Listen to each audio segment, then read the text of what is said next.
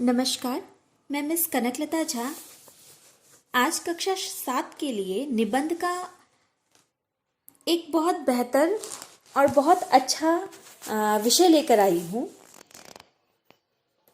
अभी सारे त्योहार जो हैं वो हमारे मुख्य जितने त्योहार हैं वो बीत चुके हैं। अभी जो एक मुख्य और त्योहार हमारे भारत में जो हम बहुत हर्षोल्लास से मनाते हैं वो एक बहुत ही अच्छा त्योहार है। होली रंगों का त्योहार है।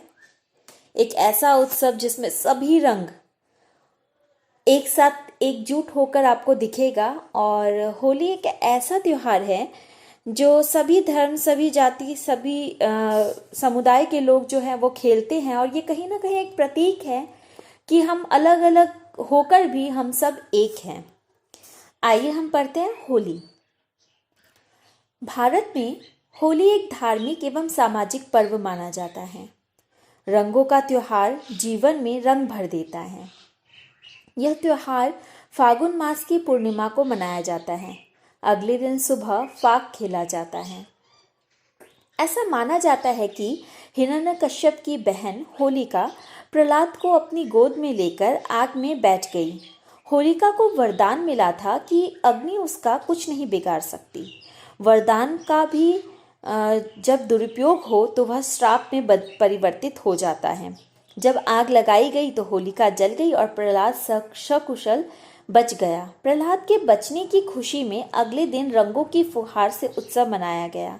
कहा जाता है तब से ही होली का त्योहार धूमधाम से मनाया जाता है। होली के त्योहार मनाने के पीछे एक ये बहुत खूबसूरत सी एक कहानी है। अगर आप किसी का बुरा चाहोगे, अगर आप किसी का बुरा करना चाहोगे, किसी के साथ बुरा करोगे, तो अगर आपको उस बुरा करने की परमिशन भी आपको है या आपको वरदान मिला हुआ है, आपको सहमति मिली हुई है, उसके बावजूद वो कहीं ना कहीं आपके लिए श्राप ही बन जाएगा। क्योंकि जो दूसरों का भला करता है, कहते हैं ना, जो दूसरों के लिए गड्ढा खोदता है वो खुद उसमें गिरता है। तो जो दूसरों के लिए बुरा सोचता है, बुरा करता है, स्वयं उसके साथ वो बुरा, वो गलत होता है। इसका दूसरा कारण नई फसल से भी जुड़ा है। भारत एक कृषि प्रधान देश है। आप लोग सबको ही जानते हो, भारत में कृषि जो है वो एक मुख्य पेशा माना जाता है। अगर भारत के किसान ना हो तो हम जो है वो भोजन के अभाव में ही मर जाएंगे, अपने प्राणों को त्याग देंगे। अतः इसके विभिन्न त्योहार किसी न किसी रूप से किसान की खुशियों से संबद्ध हैं। चैत्र मास में गेहूं, चने की नई फसल तैयार हो जाती है। फसल की डालियां सहित आग में भूनकर खाया जाता है। चने के भुने हुए दोनों को भी होलिका कहा जाता है। चना के भुने हुए जो दाने हैं उनको भी होलिका कहकर पुकारा जाता है। भागवत पुराण में श्री कृष्ण और गोपियाओं का होली खेलने का वर्णन विस्तार से मिलता है। इस दिन सभी भेदभाव भूलकर रंगों में सराबोर हो जाते हैं। होलिका दहन में बुराइयों और ईर्ष्या भाव आदि को भुलाकर लोग एक दूसरे को गले मिलते हैं। यह परस्पर भाईचारे का त्योहार है। हम 3 मुख्य बिंदु यहाँ अभी तक देख पाए हैं। पहला कि हमारी जो पुरानी लोक कथा है हिरण्यकश्यप वाली, दूसरा जो फसल से जुड़ी हुई है, तीसरा श्री कृष्ण से जुड़ी हुई है। कहने का मतलब ये जो मुख्य रूप से हमारे लिए क्यों होता है, क्योंकि हम जो है भाईचारा जो है हमारे लिए बहुत महत्वपूर्ण है।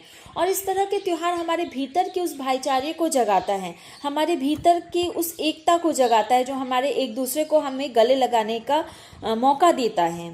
कभी कभी होली की आड़ में कुछ लोग बुरी भावना से कीचड़ उछालते हैं, रंगों से कुछ हानिकारक पदार्थ मिलाकर गुब्बारा मारकर होली खेलते हैं। इन छोटी बातों से ऊपर उठना चाहिए, त्योहार का भरपूर आनंद लेना चाहिए। जिस प्रकार होली में सब रंग मिलकर एक हो जाते हैं, उसी प्रकार जात पात और ऊंच नीच के भेदभाव को मिटाकर सबको एक हो जाना चाहिए। होली शांति और सद्भाव का त्योहार है। आप होली में सिर्फ वो जो छोटी छोटी हम कई बार गंदी हरकतें करते हैं, वो सब अगर हम उन सब से हमें ऊपर उठ जाना चाहिए, वो सब अगर हम छोड़ दें तो होली सच में एक बहुत बहुत महत्वपूर्ण त्योहार है और इसे हम सबको मिलजुल कर मनाना चाहिए। धन्यवाद।